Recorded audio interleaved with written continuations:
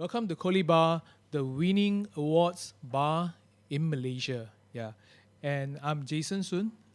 I'm Monan Beverage Innovation Manager and also flavor curator for Monan Asia. And I'm Terry Burhan, editor and founder of Starter Tables. We are an independent food and drinks media covering the ins and outs of the industry to inspire the hospitality community and food lovers. So today, Jason, who are we speaking to?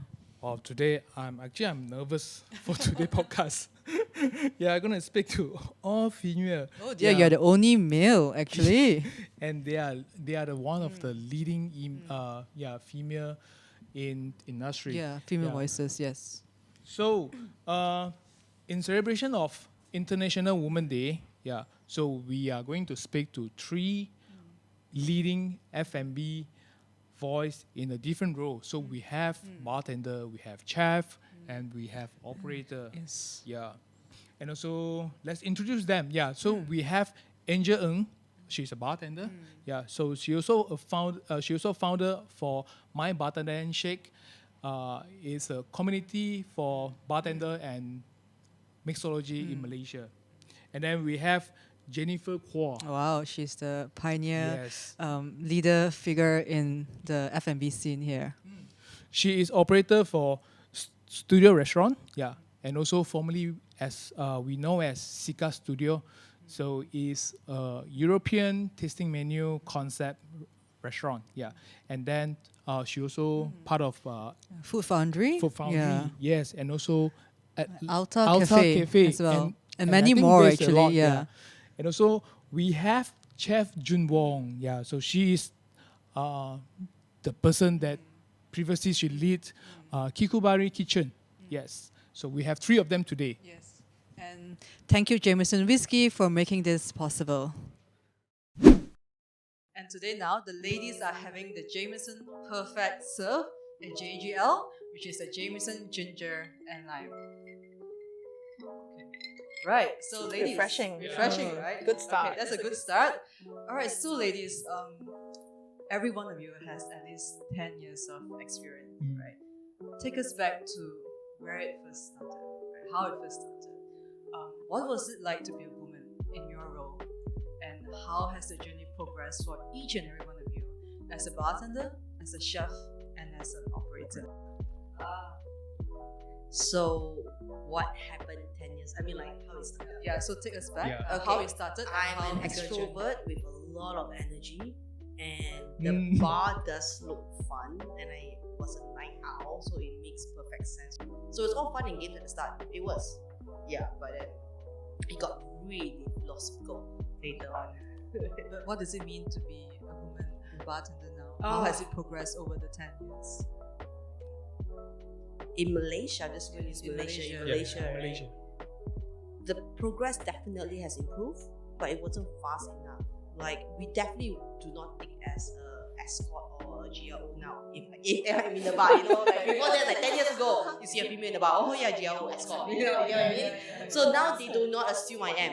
I think that is a unfortunately beautiful jump. I don't know what is good or bad. So now there's more opportunities. People are looking to explore having females in the bar, but I don't. It's not fast enough. I think when I first started working in the kitchen, there was definitely significantly a lot less females in the kitchen. But it wasn't just about the quantity of females working in the industry. I think it was having to prove yourself, because if you have a resume and all else being the same, two identical CVs between the male and female, the male would always get picked first because the male would be good until proven otherwise, but the female would be the other way. It's like a wild card, right? The female Yeah. would be like, she is a question mark until she proves herself. Yeah. So that was it for, I think, for being a female in the industry.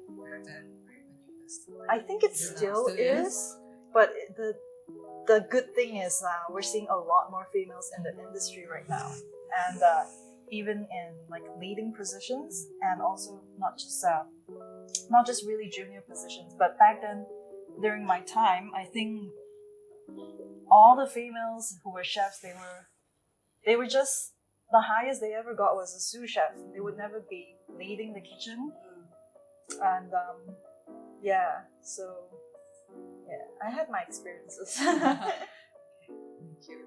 Jenifer?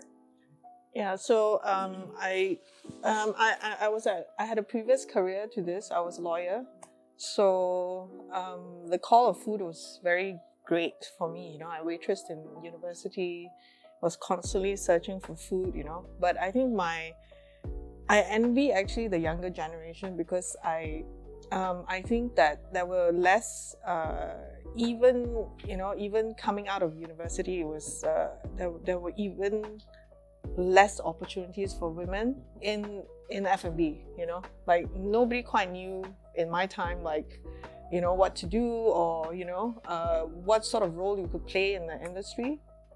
So I left law and then started Food Foundry, my first.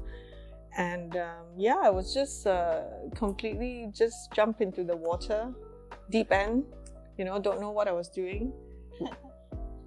In Malaysia, 15 years ago, that was when I started, there wasn't even chefs, like proper chefs, you know, in the market.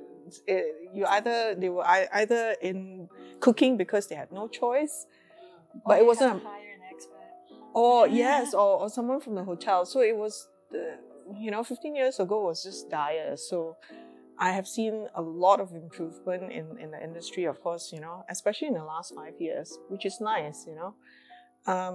And that is in general. It's not just women, you know. So in an industry that's young, you already have no chefs. So to look for a female entrepreneur, actually there were a few women food entrepreneurs that I knew, sold out, you know. It was helmed by Michelle Kuah. Actually, Madam Kwan was, the front of house was also helmed by a lady, you know, who of course was part of the family. So there were, it's not the industry, it's different then and now for food, you know. It was all about like local chains then, you know, like the Esquire Kitchen. So it's really nice to see a lot of independent restaurants. But is it true though that the F&B space is largely male dominated? Just now our conversation, right? 100%. Tell us more about it. Yeah. 100%. It's definitely male dominated. I think the reason why until now. Like now. Yeah. I mean, until now, I have one female chef on my team out of 10. So that's really a very small number, and yeah, it's it's that little. Yeah. front of house and back of house, only one female Cashier. Oh, front of house too, yes, for sure. There's Yeah. one female cashier and I'm the other woman. Yeah, you know. So Yeah. it's very male dominated. I think there's this idea that, and I still, it's true. You need to be able to pick up stuff. There's a lot of heavy lifting, you know, in the kitchen, front of house, and sometimes it's easy to get men, you know. So it's just like, you know, one stone can do other stuff as well, rather than people. So that, to add on the story, that I have to practice for weeks to carry a 22-liter beer keg. Yeah. Like every day, I practice it when I first started out when I was 17. Gosh. So I can prove to the guys I can do what they do, because they did U-turn, and when I asked for help the first week, they said, "You're a bartender, pick yourself up." So It's a workout. So that 2 weeks, you know, like 20-liter cakes. Wow. Any of such stories in the kitchen? I never felt like I needed help in the kitchen. Yeah, things were heavy, but I thought that where we lacked in strength, sometimes you can compensate with like brains as well. Like Strategy. I didn't really need to carry a 15-liter stock pot like from A to B. It could carry it halfway and then, you know, or maybe just like slide it across the table. Yeah. So I don't see myself weaker than any of them. I admire you guys because, you know, I mean, I think being in the kitchen is tough. You know, doing what you do is tough because it's constant movement, right? Yes. And sadly, I don't do what they do. You know, but I can, you know, I see it all the time. No, I mean, I think doing service is quite different from what you do. I mean, of course, there's a lot of movement, walking around and all that, but really full admiration for, like, you know, carrying stuff, you know, chopping, and that's like huge, you know. I'm sure when you get to it, you'll be able to do it because, like, when you said, like, during service, there's a adrenaline rush. Yeah, for sure. There's a heightened sensation of, like, that push, that drive to get it done. Which we are all like, we all love, right? Yeah, so high octane.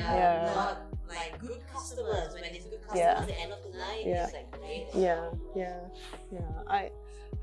But I think that the industry every industry is male dominated, you know. I was in law, so I mean life in general, it's just the way it is. So yes. I have to go back to a restaurant full of, like, guys, so I better, you know, watch what I say. Because they will definitely tease me, especially Christian. But I think that, yeah, you're right, that we use our, you know, we have our strength, which we should play to, instead of trying to be like one of the guys. That I have never felt that I was at a disadvantage as a female in the industry. I think that it's you know, it's like layers of, like, culture and tradition and sort of the way people perceive the industry. That's why women may not necessarily fall into this, and the opportunities as well. So so we in F&B are fighting a lot of assumptions, you know, right? So that makes it hard for the younger women to participate in the industry too. But I did experience, like, a discrimination where this is the difference between 10 years ago when I started and versus more recently when I started to assume a leadership role in the kitchen. I don't think it's a change in the industry, but I feel like it's a change in the dynamics in the female's position as she or they rise in the ranks. When you're in the junior position, I think you're zero threat. You don't threaten anyone. Then as you move up, then when I was holding the head chef position in Sydney, it was in a hotel, and the structure was that the restaurant manager reports to the chef, and the chef was the manager and the head department in F&B.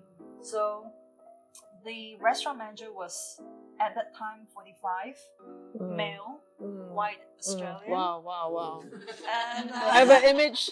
And I was at that time 30 or just about reaching 30, female, Asian. And so I was 2/3 his age. And there was one time we had a massive blowout, and he said this to my face. I'm not allowed to, like, swear, right? So I'm gonna put it mildly. He was like, "You're a stupid Asian young." The C word. Who knows nothing about this industry. I was in this industry before you were born. And I was like, wow. Like, that's a really strong statement.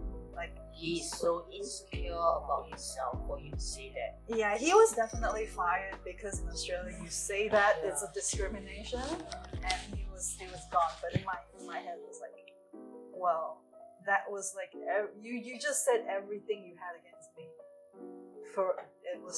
That might take a while to process. Yeah. Well, I sorry. Yeah, you were saying? I do think that, you know, it's I think that's what women in any industry and have to sort of like fight against. So actually a lot of our energy is not focused on the job, That's true, right? though. It's focused on okay, who is We have to yeah. work harder, faster, and stronger. I believe I'm twice as fast as any guys that work in the kitchen, just to show that I'm not this slow little princess, you know.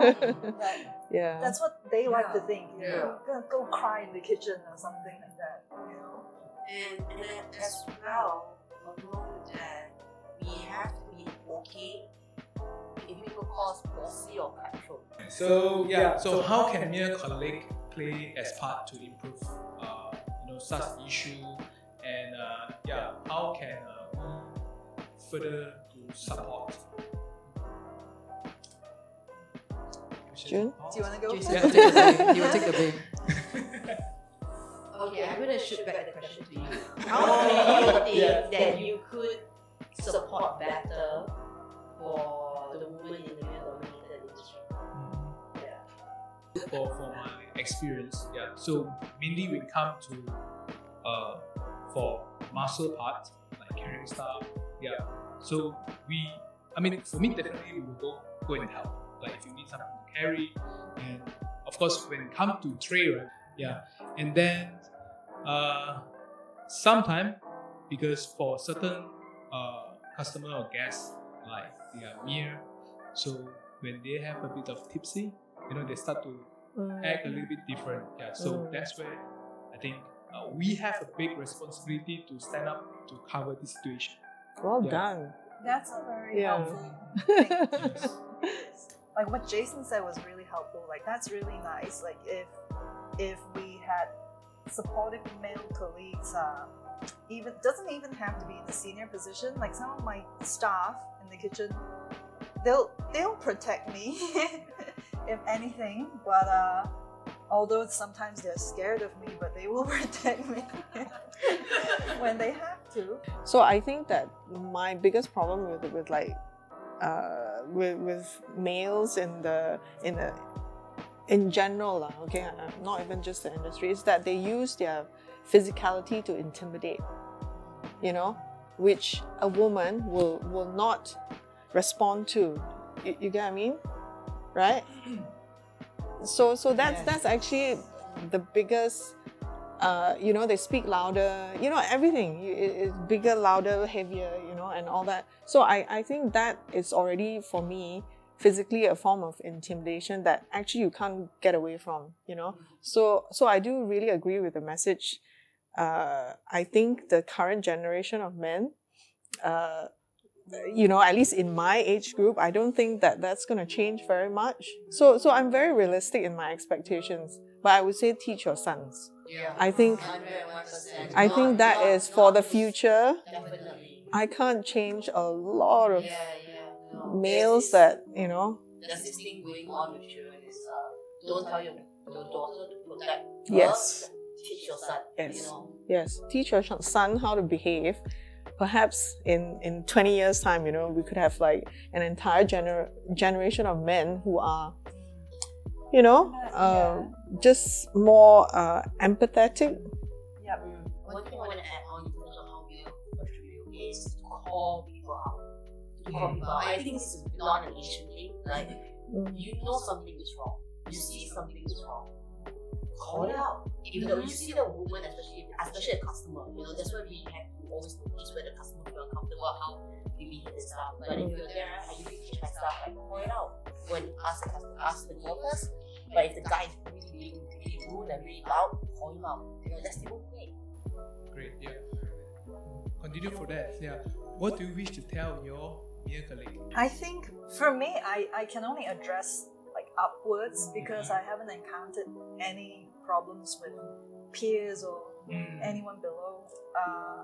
But upwards, I think bosses or future bosses have to just be fair when they look at opportunities. They need to provide equal opportunities for both females and males. And also, I will just say that females also earn about 15% less than males Yeah. in every position. Well, not at my company though. So I mean, I think here is not so prevalent, but actually it is. I actually tried to have this conversation with different then female bartenders, and I tried to ask more. Their answers were no, they feel like they're being fair. Well, I felt it was slightly reduced. So I'm not sure whether it's because they don't ask the male counterparts how much they earn, because they feel embarrassed for it, or they are happy with what they have. that could possibly be the case, right? Yeah. Because this is also not free information that's freely shared. True. You know, Yeah. so But then when I found out how much my male counterparts earn, I could also think that maybe because I didn't ask that much, because internally we felt like we don't need that much. Then that's the reason why they pay women lesser. So recently I go like I literally ask for I could ask the exact same amount and see what they say. So I would like to say to my juniors, they're all my juniors now, would be to be aware, to constantly be aware that such a problem or such a situation exists for women, you know? Like just to just have it at the back of your mind that it's there. Don't assume it's not there, right? That's the scary thing, I think, that when people assume that it's been addressed, you know. But if you feel uncomfortable, you should always talk about it and be able to sort of discuss. I also hope that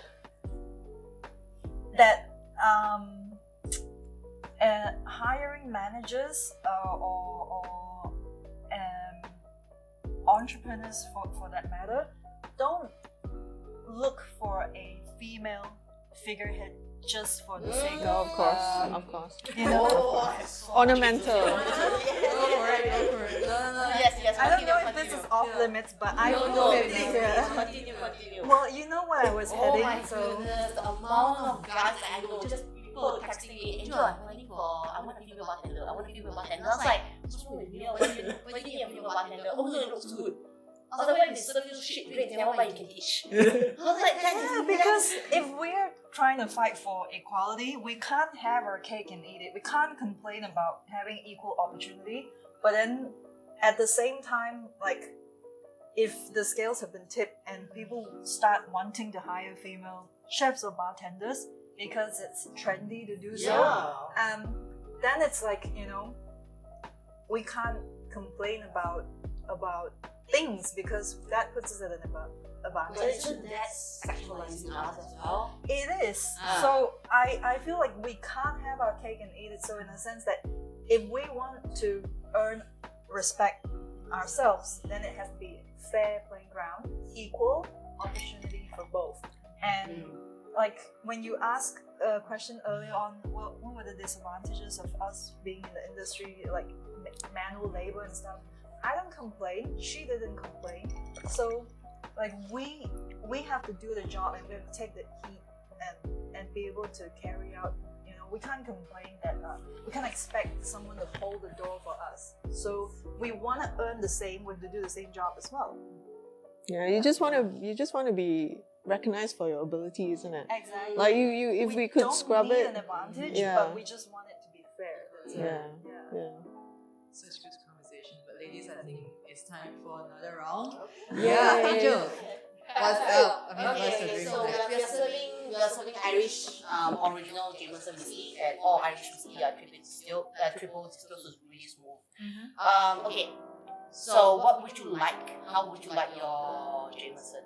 I would like it on the rocks, please. Rocks, alright? For me, a whiskey highball. Okay, so just keep it clean and soda for flavor. Is that what you recommend? Yeah, I would recommend, because if you do like the highball with soda, right, you can really the pronounced notes of vanilla and the nuttiness and the finishing of spiciness is actually there. So you can taste the subtle finishing of it. Oh, okay.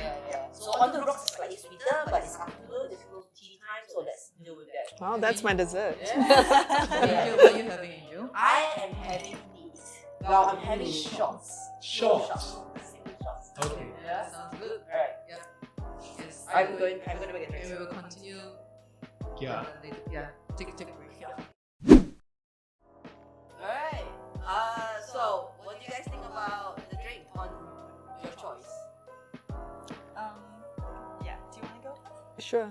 Exactly what you said. Really fragrant with the vanilla on the nose. Actually, really delicious. Sweet, spicy. Yeah. Very nice. First On of the all, rocks. yeah, I'm gonna say like good job on the balance. Yeah. And I think it was really great because you said to have it just with soda without the lime or a lemon peel, because it's enough, the right amount of dilution to bring out that whiskey kind of like notes. Yeah. And it's really nice. It's not overly peaty or smoky or anything. That's what we need. So it's perfect. Like, no, I'm not promoting day drinking, but it's perfect. During But you are. and to be honest, especially if you're at night and you're hanging out, like I'm gonna say like nature in the campfire. You don't want anything too drunk, you don't want anything too dry. This is actually quite nice. Oh yes. So ladies, let's now talk about the work dynamics between females. Competition versus collaboration. Which one is our industry leaning towards? And are there any challenges you like to raise working with fellow women? females? Women, yes. Like we mentioned, there aren't enough females, within the same organization to actually feel that, at least in my organization, because I own and run the business, and I have a business partner who I mean, we share a lot of the same values. So no, I can't say that it's there's just not enough of us to, right? But I think in terms of maybe, after this, if we do collaborate on something, right? I was thinking about it. No, I think we would be very, very supportive, because we've been alone, and we feel that there are not many of us. So therefore, I think it's there's no competition. I would say. It's good to like have one extra female for after hours suppers as well, Yeah. because it's not just guys. But I mean, if you're talking, or if I think that's where you're headed, if there's any like cattiness or what amongst females, I don't think so, because some of my best kitchen staff have been females. Like, they were way sharper. They was really the sharp tools in the box, and they were fast. They worked hard. Yeah. They'll come earlier than the boys, and they're just workhorses. And I've been very proud of all the female colleagues that I've worked with. That's amazing. Okay, I agree. Especially now, there was a time at the very start of my career that I felt, and maybe it's just my paranoia, but just the response I gotten, that there was a point of time between not many in the same company, different companies. I was excited to have. During then, there was quite a handful of females bartenders, but I felt like maybe there was a lot of comparison between the females bartender for the outside people talking, and due to them talking about the comparison between the individual female bartenders, there was an unnecessary spike of emotion of competition between each other. But now I feel like we all grown up and we realize what is. That it wasn't nothing to do with us, and we could help each other way back at the very start, and this was 10 years ago. Now it's like I felt like we are more together. That was my thought on competition. But I think that's there has to be a distinction between like healthy competition, because it makes you better at your job, and like I just don't bitter and sour. Like healthy competition is great, because competition makes us a better person, makes us a better chef, a better operator, a better bartender. But what I like to say, it shouldn't be bitter and like resentful. Yeah. Great. Thank you so much for sharing. now that we're moving on to leadership and mentoring, I mean, all you ladies are like at your helm of your career. So throughout your journey, right, who has inspired you in your journey? Maybe any male or even female mentors, or if there's any male, and why? I'll go first. Well, I grew up in a time when women's issues were huge. In my 20s and 30s, right? So I lived through a time of where it was happening in general, that women could do the same stuff as guys, and so I got fed, in that environment. I had a lot of, not mentors, but women I could look up to. Like even a supermodel was like a mentor because they got out of bed and they strutted, like they commanded the designers and the scenes, in the 90s. But I also had a lot of strong women role models, not from the industry, but in general, And my mom is one. She's my mom, She always told me that girls could do anything. Except she was a little bit upset when I went into F&B. Everything but. Yeah. But it wasn't so much I couldn't do it. It was Okay when you do it. yeah. But she's very proud now, So my mom was always like, I've got girls. I have a younger sister, so she always told me that I could do whatever I wanted to do, but preferably professional. Yeah. But I had a lot of very strong. They're not famous, but they ran their own businesses. They hustled, and they're a good, maybe about 20 years older than me. So I've been very lucky in that journey of life, because I had always been with a lot of women who were strong and powerful and sort of like, just doing their shit. Yeah. So yeah. I gotta give up for female role models, which is unfortunately not enough in the industry. So it's my mom. But she and I are vastly different. But she's a dragon lady and she's stubborn as hell, and she's the only female on the the meeting, the table, the only female. So it's not far from what we are right now. So I have a lot of respect for what she does. Despite our differences, she taught me certain things that needs to be done. Yeah. I mean, for me, I've never personally had any female mentors because it was so scarce in the industry. But like who I look up to was people like Dominic Quen. She's like, kick-ass. Yeah. Adopted, but like she was 100% self-made. Worked hard, rose the ranks. She's like one of the top chefs, one of the only French restaurants, if I'm not mistaken, in New York to get a star. And she's kind of like crazy like that in a good way.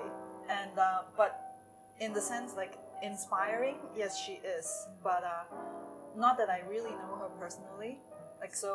Like again, I hate to be cliche here, but I would go back to my mom as well, because my mom is actually one hell of a kick-ass woman. So when she had my pregnancy, I think I was like 2 weeks premature, but I was like dying to come out, and but I wouldn't turn, and my dad wasn't around because my dad used to travel a lot, and the doctors was like, ma'am, do you want us to give your husband a call for you to sign like the Consent for, I don't know what the Cesarean? consent was for. Oh, okay. I think it was a C-section, but and she was like, it's okay, I will sign it on my own. And she's like, all this time on the labor bed, and she never let me forget about how I was a kid. Don't do it, Angel. Don't do that. It's traumatic. Every New Year she would bring that up. Like, she wouldn't The touch. thing. She was the hardest birth, refused until I signed the consent form. But she was like kick-ass. Like, I'll do it on my own while in labor and stuff. Oh, it looks like we have that in common too. Yeah. Okay. As much as I would love to name all females now, because our industry has so limited males as well, I would like to reach out and say that be a good ops manager, be a good manager. Actually, that is coming to our next question. Right? As leaders yourself, right? Okay. What would you have told your younger self, or a female who's starting out as a chef, as a bartender, and potentially a restaurateur? Oh, just be brave. Be brave, take that leap. If you feel that, if you're moved to do it, you should just do it. Don't let anybody tell you, like, don't listen to the naysayers. Just be brave, Quote of the day right there. Be brave. I think number one, I'm going to address because there's a huge mental health issue problem in the industry as well. Yes. So I'm going to say that it's okay to not be okay, Yeah. number Yeah. one. 100%. And I also have like plenty of younger aspiring chefs asking me, like, actually one of my boys who used to work with you. Yeah, I'm gonna tell you who it is later, but I think I know. he was like, chef, when do you know that you've actually chose the right career? And I said, I don't. I've been a chef for 15 years, and every day I wake up thinking if this is the right career for me. And like every day I wake up thinking like today's the day I should change my job. But like I said, look, you are maybe like 20, 30-ish. It's okay to make a mistake. Like, what is 2-3 years of your life, and even if you figure out that this is not the right job for you at 45, you're not gonna die. You're still gonna wake up tomorrow. Like, the earth is not gonna sink. You're still okay. If you figure out it's the wrong job, it's the wrong job. That's the way it is. You just go with it. Yeah. Allow yourself to make mistakes is what you're saying, right? Yeah. So be brave, make mistakes. What's yours, Angel? I'm gonna say that it's okay to be thick skinned, and it's okay if people are gonna call you bossy and shit and stuff. You will feel insecure, you feel like whether you're doing it right, it's fine, because those people who can't take your shit, it's not meant to be, and those people who can, you guys are gonna do great things together. So, Cheers. yeah. And what I Yeah. Right. So moving forward, we have talked about past, we talked about current. Yeah. So let's talk a little bit on the future side. Yeah. Don't say 10 years, man. 10 years is okay. How you couldn't do 10 years? 10 years, okay. 10 years, okay. So 10 years. Okay. So okay, moving forward with all the issues that we have talked about, all the issues and challenges we talked about just now, and what can the industry do to improve, and how would you change if you could? Can. I think that because I run my own company, so it's the way I want it to be, and it's good. So I wanted to go on with yes please, with the same philosophies that we have, and I would like to say nurture, but it's kind of hard too, because there's a lot of movement, and movement is necessary in the industry, right? Because you have to leave, you have to go learn something. It's very necessary, But I think that I would like to have, the company that I have would be that, springboard, to have all these conversations, and, for me to tell the males in the company, when things are not okay, or a certain perception. I think education is probably education, conversation, just to continue with that, and to never stop working, actually. Never, because I love what I do. I will do this till I'm dead. I will, 'cause I love it. So I hope I live to 150. Well, with Jameson, I might. Yeah. Cheers. Yeah, the 150. For me, I think I would wish for, this is not like a women specific thing, but I wish for more humanity in the industry, because we are not machines. I think we've worked our way to prove that we can work 16 hours a day. We can. But it shouldn't be that way. It shouldn't be that way. And I think this industry having like battled the last 2 years, and we've shown so much. Like, it's the F&B sector that's providing food. It's us that are donating to people who don't have food.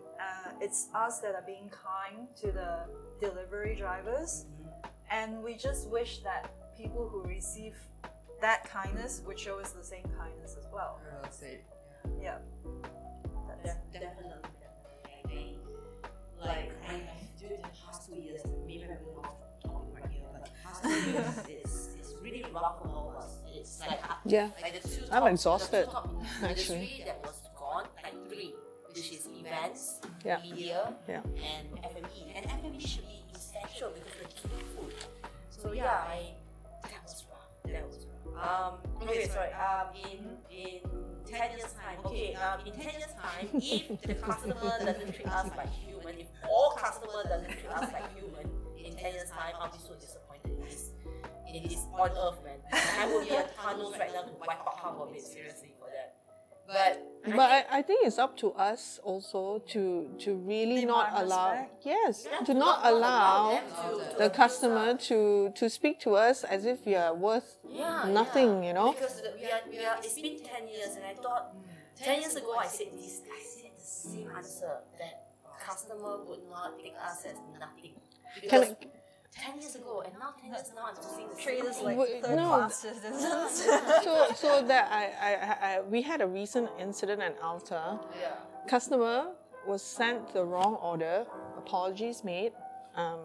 New one was being prepared, and he sat in the outlet and commented on one of the photos, "Where is my big breakfast? Why are you taking so long?" Right? Okay. Then he Speak to a human. right, and then he sent us a private message saying, and he swore. He's like, "Where the F is my breakfast, you lazy effing morons." Okay. So Yes, I screen capped it. I was furious. I won't share in this, with us. yeah. But you see, it's never gonna go away. But we have to talk about it. we have to talk about it. And if I'm faced with it, I'll be like, "Get out of my restaurant." He's banned, by the way. I know who he is. He's banned from the restaurant. I just want them to know. I know we are paying for services, especially those with 10% service charge, but that doesn't give you a right just because that you have a shitty day. Shitty day. Yeah, you pay your doctors Yeah. and you don't tell them what to do. Yeah, exactly. Oh my god, exactly. Yeah. So why are you paying us and then you want to be shit towards us to release your stress? Like, We're not a punching bag, I right? spoke about this multiple ridiculous. times. Like, we are okay if you have a hard day at work. We are okay having a conversation and serving what you want. But so I always tell my staff this: all customers are right until they turn abusive. Then it's out the door. Yeah. But that is. I hope in 10 years' time at least people don't think us as what the world server. No disrespect to the world, I think.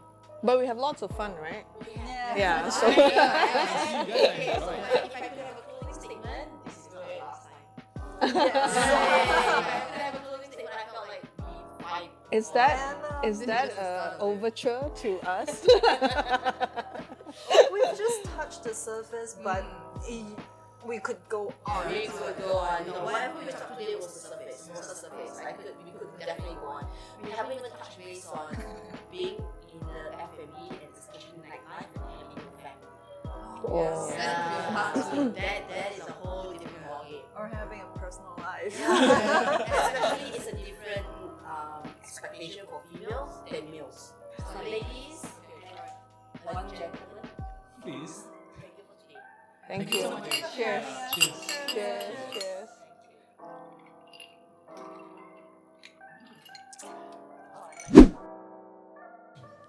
So it has come to end. Yeah, we would like to take this opportunity to thanks everyone that helping us. Yes, yeah, we yeah, want to well, thanks Jameson Whiskey. Jameson Whiskey. Yeah. Yeah, We want to thank you, the three amazing ladies just now who gave such a lot of insights, right? Yeah. Who share a lot of insight for me. Yeah, yeah. So thank you again, Angel, Jenifer, and Jun. And last but not least, thank you, Coley, Yes. for providing this space. Such and a very nice venue. Yeah. And thank you so much for our our videographer crew. and our crew Yeah. working so hard behind the scene. And Thank thank you you. everyone for listening and watching this episode. We Thank hope you you. enjoy it. Thank you so much. Bye-bye. Bye.